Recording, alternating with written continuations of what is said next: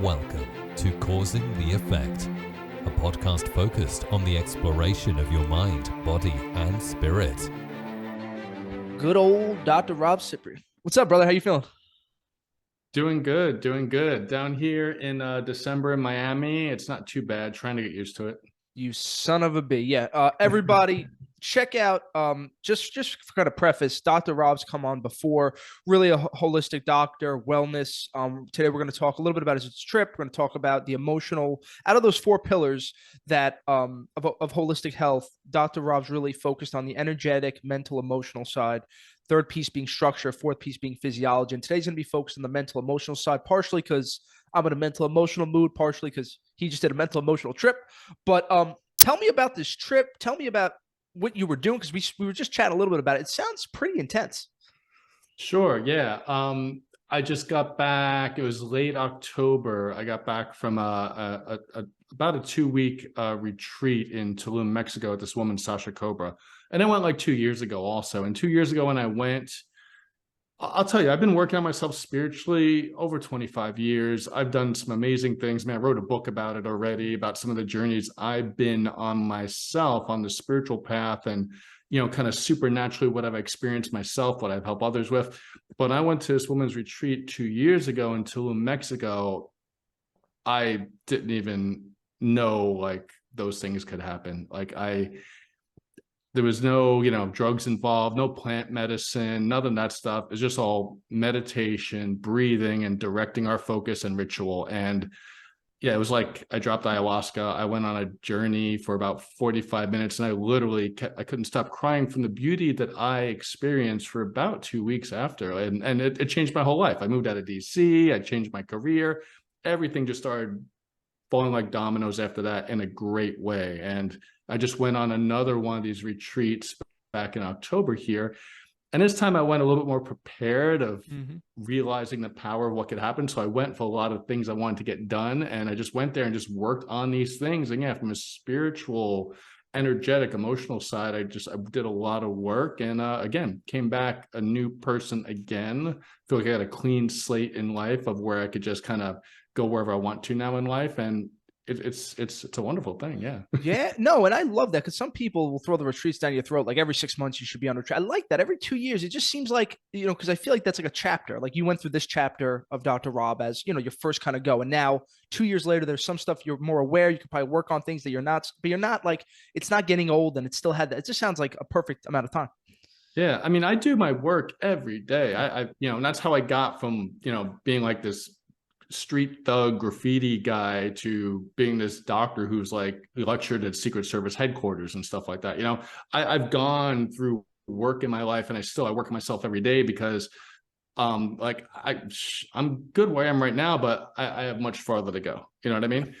And so to me, it's like every day I do this heavy duty work. So when I find something to me that is that profound and that like amazing, I'm like, wow, I got to do that. Absolutely. And everybody, we break this down in it's episode 216 with Dr. Robert. It's called Holistic Wellbeing. We talk about his book, Heal Profoundly. His real story is there, but went from thug life, and you're from New York originally, right? Yeah, from Queens. Yeah, New York. Queens guy, New York, thug life to be. Now, what I love about what you is like, you're spiritual and you feel that, and you're intuitive and you feel, but you're very grounded in because some people go off the edge, Rob, with that whole woo-woo stuff. Like, how do you find this balance of piecing together the spirituality with the science, with the physiology, with the psychology? Like, because I feel like for some people it gets overwhelming of where do I begin? Like, there's so much to do. Do I meditate? Do I do this? Like, how would you coach or guide somebody just like where to start? The biggest thing is feeling your enthusiasm, what's exciting you right now, and just follow that excitement, follow that signal. I mean, that spirit telling you, like that little pull in your chest of excitement, like, oh my God, I'm so interested in that. What's that about? I want to look more into this. I want to talk to other people about that. Whatever that is, go for it, because that is you getting pulled into this path. For me, the first big thing was I watched some show when I was a young teenager on TV about angels and near-death experiences and all that stuff. And that just fascinated me because I had a lot of spiritual experiences as a kid. So I started picking up books about stuff like that and started watching more shows about it.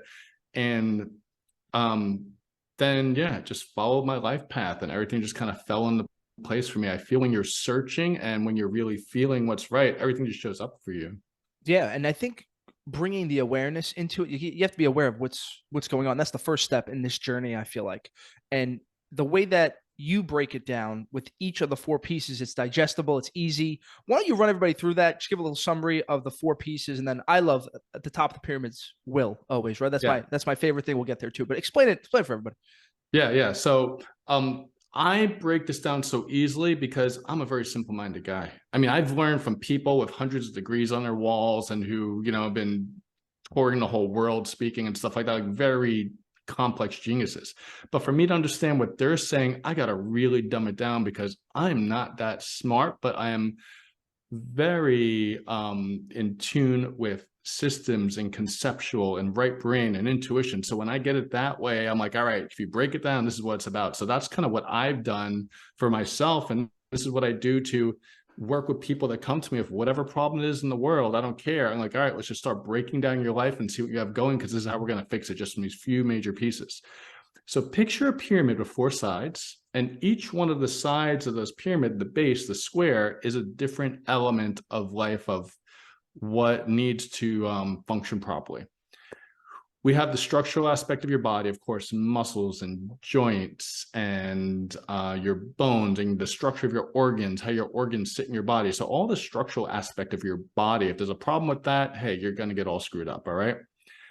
The biochemistry is another big piece. And biochemistry, when I talk about that, either you could have too much of something, which is a toxicity, or too little of something, which is a deficiency. And both of those will cause just your whole biochemical makeup to just not function properly, and that could affect everything in your life also. Then we have the energetic, the electromagnetic. This could be like your acupuncture meridians, your chakras, your aura, but also, all the electronic stuff around you, like all the stuff I got around me right now just to talk to you, computer, light, camera, microphone, all that has an impact in your body, but so does if the energy is blocked somewhere in your body through these acupuncture meridians, the chakras, the aura. And there's other spiritual aspects too of things we don't see in the interdimensional soup of life that we live in that could affect those things too. So that goes much more on like the energetic and even shamanism type of things. And then there's the mental, emotional. Emotional is kind of past things that make you feel a certain way. And the mental is how your brain's operating now. And that's very important because this controls everything. This controls the energy in your body. This controls your biochemistry. This controls the structure of your body. So if this is out of whack, I think it's the most important thing. You get this together, your whole life can change. I mean, there's literally people who just like woke up one day and decided, hey, I'm going to be successful, or I'm going to be healthy, or I'm going to be in a loving relationship. And as soon as their mind makes that switch, like all that stuff happens in their life. And then what holds all four of these pieces together, the four sides of this triangle, is what I put on the peak of the triangle. That's the willpower.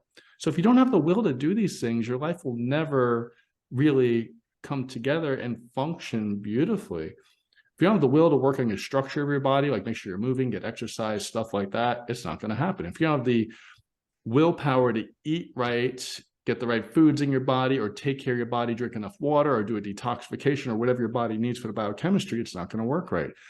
If your mind, if your willpower, is going to let your mind just kind of think bad thoughts all day, have negative feelings, keep dwelling on your past, keep being afraid of the future, this is not going to work right. And also, the willpower will cause the energy to flow right in your body or not. If you want to unblock energy in your body, just your willpower saying, I'm going to feel better, I'm going to be better, it will get that energy moving again. So that's the most important piece. So I know this because he mentioned it earlier to me, but you would agree that the mental emotional side is one of the, if not the most important piece of this paradigm.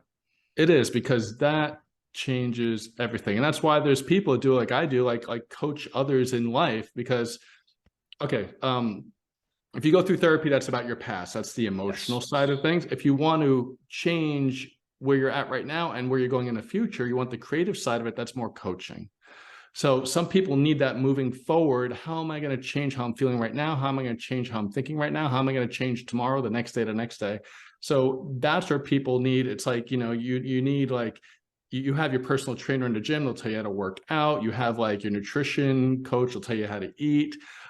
Some people need that for the mind. Like, you got to think about it this way. You got to look at it this way. You got to wake up and just feel this every morning when you wake up, and just kind of help people where they're stuck, to help them move forward in life.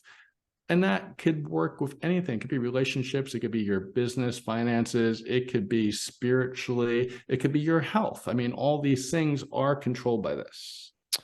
Yeah, and I could speak from personal experience. Like, I probably had a couple of these paradigms be off, and they still work. You're still pretty successful, but the mental emotional piece, when you have a mental stress in your life that's causing you just a challenge, that, let's use the classic, it could be depression or anxiety. It changes the way your perception is of the world, and it's doing that for me certainly. And I liked what you just said here of a little. I think you gave a little hint there on how you shape your day. It's really those first couple thoughts of what you're thinking about in the morning. Am I right in saying that? It's what you think about right before you go to bed. It's about what you think about all day long. If your mind's going into a place where you don't like where it's going and you don't like what's creating your life, change it. Figure out, why am I thinking that way? Let me feel that more. Because you really got to feel into these things too, or else you don't want to just paint over rust. You don't want to cover up if there's issues in here. Oh, let me just think positive, think positive. No, sometimes you got to get this stuff out. Sometimes you got to process these old emotions. You got to process the things that are causing you to think that way. Otherwise, you can never really shift this to naturally just be gliding in a good thought pattern, a good energy. How do you coach a person to get those things through? Because I feel like it's very easy in today's society to just, I'm just going to smoke some pot. I'm just going to go to social media. I'm just going to sit and just rant on Twitter. Pick your poison. All those please people, don't do that. If you're doing that, I've done it. It doesn't work. And it comes right back to feeling. And I think this is the issue, because it's like, think positively. I can't. Like, what's the answer? But there's other ways people cover it up too that you would think is good. People eat excessively healthy. People exercise excessively. People overwork. People focus on one thing in their life too much. Anything could be a bad addiction where you're trying to cover up avoiding yourself. Anything. I could be addicted to art and interior design and all this stuff and only focus on that. I've had relationships where the woman doesn't want to deal with her issues, so her business is so successful, she doesn't have time to deal with her issues. And whenever, things are going bad again, all of a sudden her work gets busier. It's just, you see that it's patterns. So to help people get through this, number one, I help people clear these things out. I'm very intuitive, and I could find the blocks in the body, and I'll tell people, oh, think about this. All right, let's get that out. We're going to get that energy out. And as they're bringing it up and thinking about it, I, from the other side, can help them get it out. But there's ways on your own to also work through these things, to really just dive into it and feel them. Like, I think I recommended the book to you last time we talked, Letting Go, The Pathway to Surrender. Another thing I didn't tell him before, now I'm on like a David Hawkins kick. I'm reading Power vs. Force now. So I did. That shit is awesome. And the surrendering technique, even though very simple, we did an episode on this, people. It was great. And he's phenomenal. And you could just talk about him all day, Rob. I totally forgot you were the one who recommended me that book. It was a changer for me. Yeah, that's one of the biggest book over the years I've recommended to patients and clients, just to help them work on their own stuff. And yeah, it's easy to talk someone through the process, but in the book, he does a good example of going through different scenarios and just going over it and over and over it. He at one time had the busiest psychiatric practice in the whole country. So he knows a lot about emotions, and he's a PhD, MD. He's like up there, he knows his stuff. And Power versus Force, that book changed my life.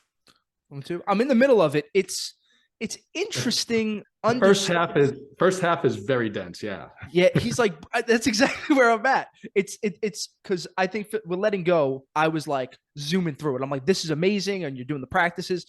I think he has to break it down, like what he's doing with the levels and the 300 to 400. And I think that mentions that in Letting Go. And you probably know more about that than me. Because even for me, I'm going to be honest with you, Rob. I'm like, where are they coming up with this stuff? But I'm assuming it works, and he did the test. It's just, I think when you start categorizing the feelings, is like, okay, I get it, but there's still more. I gotta finish the book. But it's very compelling at this point. Yeah, power versus force. If you just look at the title, and this is the first book he really wrote. It was a PhD thesis I think he was working on, and he brought it out into a book.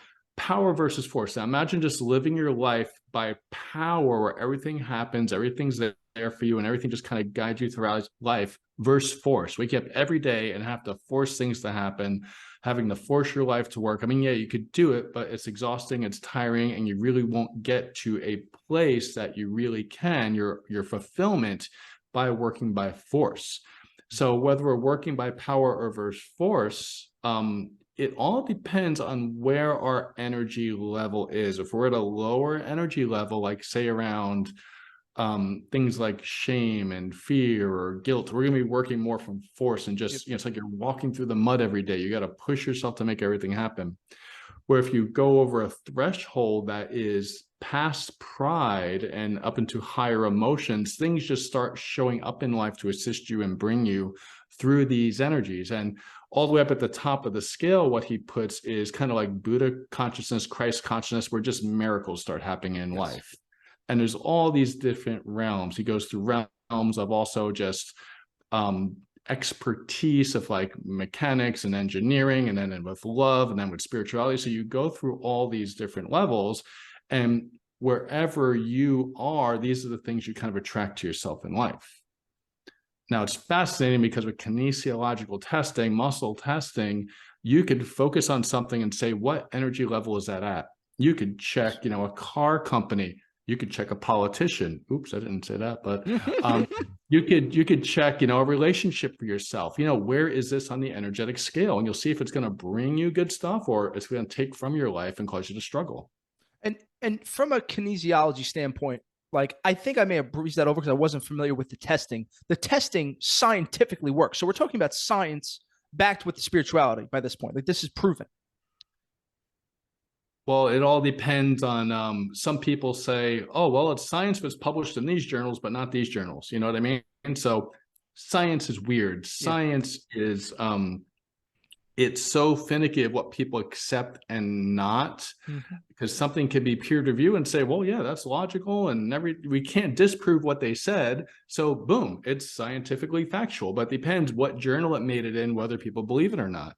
I mean, there's fantastic scientific principles put out there, but if, the scientists and people in power don't like it, they bury that stuff. They don't, because it might go against what they're working on. So it's a weird, science can be used a lot for rhetoric, unfortunately. Exactly. And you see that today, even with, I'm a big Graham Hancock guy, Randall Carlson, they're talking about, the discovery of Göbekli Tepe and all this stuff. But if you check, if I'm not doing it justice, people read the book, because he has a test, and his example was is Gandhi versus the army of India. Like the army of India was using force to really try to take him down, and he was using whatever's the good one. The good one is power. So he was using the power of love and compassion and those higher consciousness. It's all about relating to consciousness, and you don't want to work out of the levels of shame, anger, rage, pride. And your power really arises from that higher consciousness of courage, will, reason, love. And I love that. I was thinking about that because will is up there. It's 700, 750, and that's at the top of your paradigm as well. Yeah. And if you're blocking that out, if you're blocking out your spiritual will, your spiritual purpose, for some reason, you things in life just can't happen. The patients I've had the biggest struggles with, the ones who really on some level didn't want to get well for some reason, or the people I'm helping move forward to coach, for some reason, their willpower wasn't fully there for them to succeed, career-wise, or succeed in relationships or whatever, When Dr. Rob wakes up, what are you starting your day with? Is it love and compassion? Because for me, I've been working on that, and it seems that everything is just more vibrant, and you just feel better when you're working out of those places. This is what I noticed when I first start waking up. I'm in a good place, and I'm feeling connection with spirit, with the earth, and with everything that I'm working on. And if I lay there for a few minutes, I start getting some heavier thoughts in my mind. Oh, I don't know about this. I don't know about that. I'm like, wait, stop. No, let me get back to my focus. So yeah. And I go through a lot too because of the work I do, because I work on people a lot and I'm very focused on what I do. So it's almost like I'm caught in a spiritual war. So I get a lot of dark energy attracted to me too, because it's just kind of where I'm going. And it's been that way for 20 something years since I started this work with people. Beautiful. And that's, I would say, when you're doing things out of the, like, I've been able to get stuff done and it's just not, doesn't feel as good. I think that's part of what Rob was mentioning. Like, if you're still you're kind of going through the motion of life and you don't have that underlying will or that underlying loving compassion behind you, it just doesn't manifest the right way. And then when you, like, that's one of the worst feelings, is when you complete something, you hit your goal per se, and you still don't have that good feeling. It's like a catch-22. It's like, what the fuck was the point then? Well, the point is that was probably a step in your progression, you know? I don't feel that truly we could ever really be fulfilled in life, but we should always have enticement to do better, do better, do better, do better. I feel that if we get to a place where we feel, oh, hey, I'm done, well, then you're going to die. You're just going to wither up. Like, you're going to have nothing anymore, because life is about creating. If you stop creating, if you're not a creator anymore, you become a victim. Like, this goes back to one of my favorite authors, Stephen Chandler. He talks about the difference between creator and victim. If you're not creating, you became a victim. And if you're a victim, you're not creating. Exactly. Now, you were the kid from Queens, if I recall, a little bit of a tough guy, right? Similar, reminds me of an older version, a younger version of me, right? What was this change? What's really started making those changes from, okay, I'm feeling it and, I get it analytically, to really living it and being able to embody this? Because you feel it the same every time I talk to Rob. You just feel it. It makes me feel happy. It's like, shit, he's sending me something. He's doing something. Like, how did that person come to be today? I just feel that I always had that as a child. I think we talked about last time, as a young kid, I've had body experiences. I had experiences in other worlds. I've done a lot of internal journeying. I always felt like the ghosts around my house when I was a kid, and I've had spiritual experiences, even where, people in manifest form showed up to my friends and would say things to them and take off, and they'd all be laughing like, who the heck was that? And I'd look around the corner, the person's gone. There was no one there. So I've always attracted these types of things. But at a certain point in my life, there was 6 months where I just got knocked down. Instead of getting tickled by the feather to try to entice me, I get hit by the 2x4. Then 6 months, my girlfriend at the time dumped me. I was fired from my job, and my father was killed. I'm like, you know what? All right, I'm out of here. I'm doing something else. And I was starting to decide, oh, I'll become a chiropractor. I'll do sports medicine. Like, that's a, good money. It's a testosterone type of ego job. I'll do it, And when all those things happened, instead of deciding from New York to go to school up in Connecticut, I'm like, I need to get the heck out of New York. I need to get far away from here, because I had all the other just gang stuff piled on top of that too. But when these other 3 big things hit, I was just like, out of there. So I moved to LA right away. I started meeting mentors to show me kind of the more emotional, energetic, spiritual side of healing almost instantly. And from there, I never stopped. Spirit kept putting these people in my path to learn from. So you really had to hit rock bottom there, because I forgot about all that shit you went through. I'm sitting here dealing with some family stuff, and it's like, shit, you rattled 3 things off that would break me. In like, did you have to go to the lowest point to be able to see how bad it can get, or like what did that look like when you were? Because how old are you then? In your 20s? Yeah, I was about 23. Oh my god! Like what were you? Yeah, walk me through that. Oh, I mean, it was just one thing after another. You ever go to the beach and you just get hit by one wave? You're trying to get up, another one hits you. Try to get up, another one hits you, and then the undertow's pulling you over, and it's like smashing your head against the sand as you're trying to get out. I mean, that's what it was like. And then once you get out of the water, you're like, I ain't going back in there. Wow. But I've gone through several of those in my life. Whenever I'm supposed to take a big step in life, those happen again, but they get easier and easier the more developed I become. I actually see them coming earlier. I prepare myself. Like just about, let's say, about 8 years ago, I went through one when I transitioned from the West Coast to Washington, D.C. I moved to DC for a relationship. I thought this was it. It's like the love of my life. Like, you know, and just it's like everything's kind of looks right about me with this woman. It was like a gift from, you know, from spirit, like just me being in a relationship with this woman. And everything was great long distance. The day I moved there, everything changed. And I'm like, okay, you know, I'll deal with it. Like, I know she's going through some stress. I just moved here, whatever, you know. And then I started working for this company I didn't want to work for, but I got talked into it. This guy just wined me and dined me and threatened me eventually to work for him. And I worked for this company, signed a year contract in this big holistic practice. And once I got there, I realized whatever the guy promised me, it wasn't happening. And I was just a cog in the wheel in this big clinic of like 25 employees and 8 doctors. And I just pretty much had to do what they said. And that disturbed me so much because I'm a creative person, intuitive person. I just can't go buy a recipe book for everybody and just, you know, be a cog in the wheel in this big machine. And then me and this woman I moved there for, we just split up, and I moved across the street from her. She started dating someone else right in front of me. And I was just like, I was in such a low. But one day, everything just turned around. I just got fed up and I realized, oh, the willpower. Because I was just sinking deeper and deeper. I didn't want to do anything. So one day I decided, you know what? I'm in my right place. I'm in my right place. I would go to work, sit in the parking lot before I go and work. I'm in my right place and just feel I am in my right place. I'm supposed to be here right now because I am here. And I felt this way with everything, with just my relationship life, with my work life. Within a couple of months, guess what? I just started feeling good.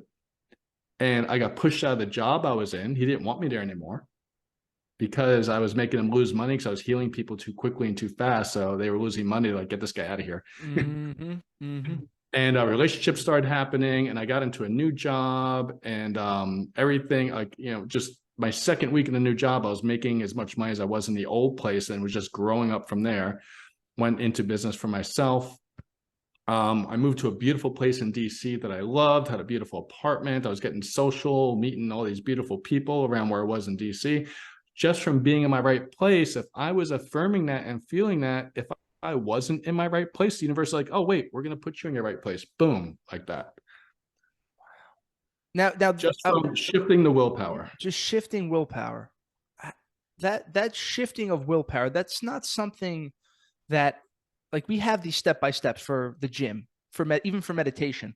What would, if you could you walk us through, like, with the step-by-step process of getting more will? Like, what does that even look like, or more willpower? Well, I was just going to work lifelessly every day without passion. I was just dating women without passion. I was living life without passion. And then I'm like, well, I'm not happy on any level. I got to make myself happy. So if I'm in my right place, I'll know I'll be happy. So I made the decision every day to, I want to say force myself, but to be and invite myself to be in what it feels like if I am in my right place every day. So just that feeling caused my energy to shift, and then the world shifted around me. Beautiful. Now, this, you mentioned it, you touched on it briefly, and I love asking people like yourself this question. Your philosophy of those 3 phases of life. You mentioned the past, trauma, that's where the scarring comes from, etc. The past, development, becoming the person that you want to be, you know, all that's jazz. And then we have the present moment, meditation, all that stuff. How do you break out your day in those 3 phases? Do you really rely more on one? Do you think one's more important? Do you think, because I've had, you know, obviously Tibetan Buddhists and all those guys always say meditation's the best. If I have a hypnotherapist on, they'll say the past is where it's at because, you know, that's where they're going to fix their problems. What does it look like for you? Me, it's being in my presence, being fully in my body, feeling everything within myself, really feeling it. And that is my barometer for where I'm at. If I'm waking up and feeling good and I feel my energy circulating, I'm like, hey, everything's pretty good, you know, and I just keep going. And if something all of a sudden doesn't feel good, I'm like, well, why am I feeling a little anxious? Or why am I feeling a little down? Or why am I feeling a little bit of, you know, anger? Like, then I got to search and figure out, where is that? What's going on there? Is this something, first of all, is this me or someone else? Mm-hmm. It could be me, it could be the person I just worked with, it could be a romantic partner, it could be someone I bumped into at the coffee shop. Because that's a big thing. Because as a kid, I was very empathic, but I didn't know what it was. And I figured out it was everyone else. I could feel everyone's stuff in the room. And it was driving me crazy. That's why I started doing drugs and drinking and all that stuff, because I needed to deaden that. I couldn't take all the feeling. So now when something feels off, like, wait, is that me or someone else? But if it's someone else, good. I just kind of get their energy out of my space and I feel better. Or if it's me, okay, where is this coming from? Is it from my past? Am I worried about now? Is it worried about the future? Do I have a dark energy attached to me that's, causing me to feel that way? Do I need to heal this dark energy, get it out of my aura? So that's where I come from. It's being in your presence and just feeling. And when you feel, that's when everything comes into you in life. And that's where the guidance comes from. And that's how really you just keep lightening your load as you go day by day. But it's really starting with that eternal present moment and awareness, because without awareness, you're unable to see. Yeah, because people, like we talked about, people use addictions so they don't have to feel. They'll use, even like when I go to this retreats in Tulum with this woman, Sasha Kober, she's like, okay, no alcohol, no drugs, not even weed, no exercise. We're not allowed to exercise. She goes, don't go to get massage, don't do yoga. She goes, I want you to be raw. I want you feeling everything, because when we go there, she wants us to be triggered so we can heal, because we got to figure out where are our problems. And, I get so many people I work with. Oh, how you doing? How's everything? Oh, I'm pretty good. Everything's pretty good. Well, then we uncover some things like, oh yeah, I've been feeling that way. I've been feeling this way. Well, you didn't tell me that in the beginning. Well, I really didn't. You made me realize it. I didn't even know it. So people don't feel what's going on. I mean, me, I could, give you my list of this is what I'm feeling right now. But other people are like, oh yeah, everything's good. Yeah, I like that a lot. I like how you're not, maybe it is the past sometimes. Maybe, you saw something or something, or maybe you have to get on your shit and get a little bit more development. How, because what I saw when you go down that personal development, it's always scary when you get too attached to becoming the better version of yourself, because you're almost trying to quench the thirst that is unquenchable. And then it's like a never ending cycle. Like, how does that look like to you from us? Because you look at things from a spiritual standpoint, that is it more like a game to you? Like, I'm just, you're not putting too much pressure on yourself, and it's all just out of love and trying to better yourself. It's not like a rush or tons of pressure, something like that. Yeah. Number one, it should always be a game. Yeah. When things are a game, they're easier and you're more motivated to do it. So everything should be a game. Everything should be fun. Mm-hmm. Number two, if you're just feeling like the Eckhart Tolle thing, being in the now, you're not focused on your past. You're not worrying about the future. When you're in the now, like in this moment right now, everything feels good, actually. You feel really good. So for me, being present, having that presence, being in the now, that is rewarding in itself. And people are like, why do you always look so happy? You always look so blissed out and everything. Well, it's just, I'm present right now. And this is where our power is to create everything in life too. It's right now. And you feel that power when you're here. When you extend your focus and your power into the future, it becomes diminished. When you extend it into the past, again, you're imagining things that don't exist anymore. When you have it now and feel, oh, well, I do want this in the future, but feel I have it already right now. What does that feel like? And it's, oh, it feels amazing. It feels good. And then that starts showing up. Beautiful, man. No, this was great, Rob. Thank you so much for joining us. Thank you for the convo. It's always good to talk to you, man. Like, I feel looser today. I feel better. And when are you going to write a second book here? When's the second book coming? I'm working on that one, on finding your right place in life. I'm looking for a literary agent to help me to get it published, because the first one I self-published, and from what they said, it did pretty good. So I've talked to some book coaches about it. But for the second one, yeah, I want to find someone that's like, hey, we see who you are. This looks good. Let's move forward with this. So that's what I'm looking for. I have a very good framework to it, but I know when I work with a publisher, they're going to want to change a lot of things. So I'm not really completing it yet. Gotcha. And everyone, please check out his work, healprofoundly.com. I'm going to put the link below, and I'll put the book too on Amazon. Highly recommend it, and lease them out. Just read those David Hawkins books we mentioned, because those are phenomenal too. And you can find all Rob's contact information below. But Rob, man, thank you so much as always. I appreciate it. You are welcome. It's been a pleasure. Always, man. Cause and the effect, guys. Thank you so much. If you're watching on YouTube, welcome. We're trying to get this thing going. Please like, review, subscribe. If you are listening on Apple, thank you guys so much. Rob, we hit 100,000 downloads in October and November. I can't believe it. It's getting weird. Thank you guys so much for everything you do. As always, stay safe, stay positive, stay blessed. We'll talk to you later. Bye-bye.